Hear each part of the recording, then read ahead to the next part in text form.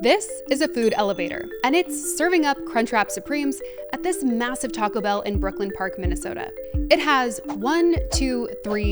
4 drive-thru lanes, and is just one example of the fast food trend that brings a whole new meaning to the words supersize, the mega drive-thru.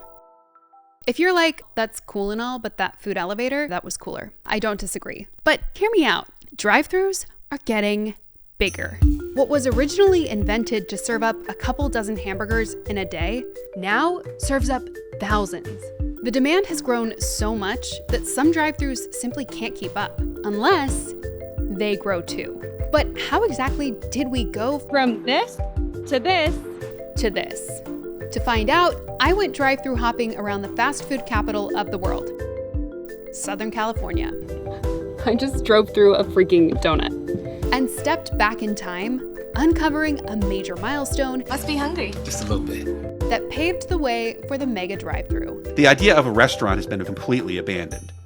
The mega drive-thru is the result of decades of innovation, all with the goal of making fast food even faster. We could take it all the way back to 1921 and talk about how the first drive-in restaurant set the stage for the first drive-thru. But let's skip ahead just a little bit. This is Harry Snyder, the founder of In-N-Out Burger. In 1948, he came up with a new way of taking drive-thru orders. Hey there, when can I get started for you? Introducing the two-way speaker. And here it is. Well, this is actually just a replica, but it is what the very first two-way speaker looked like at the very first In-N-Out here in Baldwin Park, California. Also a cheeseburger for 30 cents. Yes, please. Snyder's invention revolutionized the fast food experience by allowing customers to stay in their cars the entire time. But for neighboring restaurants in SoCal, it was a different story. This is McDonald's oldest operating location in the world. It opened in 1953 and hasn't changed much since then. You still have to park your car, get out, walk up to the window, and place your order. This is the classic fast food drive-up experience, very different from In-N-Out's original drive-thru. Okay, wait, actually I just realized they do have a drive-thru here now, but it was definitely not here in the 50s. So yeah, don't come for me in the comments. It would take decades before McDonald's and other national chains like Burger King would finally decide to invest in their own drive-thrus. And it didn't really catch on until the mid or late 70s. That's Bill Oakley, a Portland-based food influencer and former Simpsons writer. I mean, that goes back to the whole idea of women joining the workforce in the 60s and 70s too, because there just wasn't time for a woman to spend 4 hours cooking a meal for dinner, for the family dinner every night.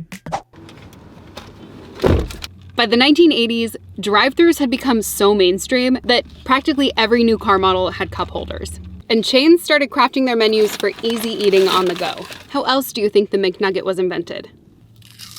The 1980s also marked a major turning point for drive-thru technology. It was the first time workers at major chains started wearing wireless headsets and using point-of-sale systems that included a physical button for every item on the menu, eliminating handwritten orders.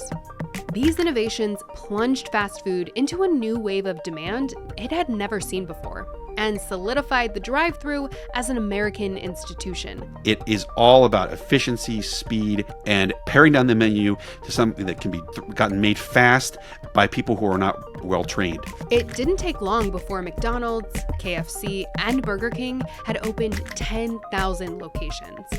By the mid-90s, fast food was so popular in America that it briefly surpassed sales at full-service restaurants. But then came the 2000s, and something started to shift. For the first time, drive-thru service times were being studied and published annually by QSR magazine. And in 2013, headlines swirled about how annoyingly slow they'd become. In fact, McDonald's fell to its slowest time in 15 years at 189.5 seconds from order to pickup. The culprit? Too many choices. Okay, I'm gonna do a number 2? No, sorry.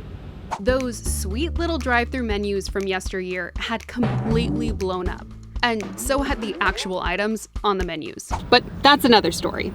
Things only got slower in the years that followed, and an obvious solution for chains like Chick-fil-A and McDonald's was adding a second drive-thru lane to reduce wait times. And then, almost serendipitously, COVID hit. Wow, never thought I'd use the words serendipitously and COVID in the same sentence.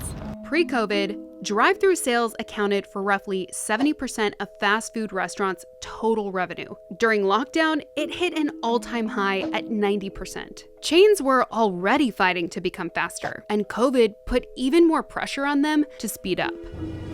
Take this Chick-fil-A in Downey, California. Here's what it looks like in 2024. And here's what it looked like during the pandemic.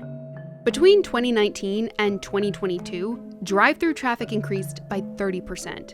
And about 40% of quick service restaurants invested more money into customer-facing technologies to keep up with demand. Things like mobile order and digital menus that can be updated throughout the day.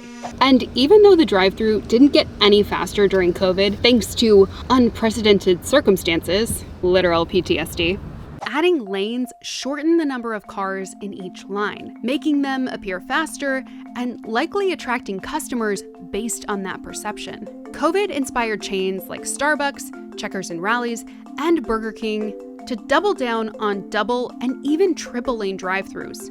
There's the Y-lane model, where 2 lanes merge into 1 for pickup, the dual lane model, where the lanes diverge to opposite sides of the building, and the tandem model, that's actually a single lane, but has 2 order points, 2 order takers, and 2 pickup windows. Ironically, the term mega drive-thrus was also used to refer to COVID testing sites.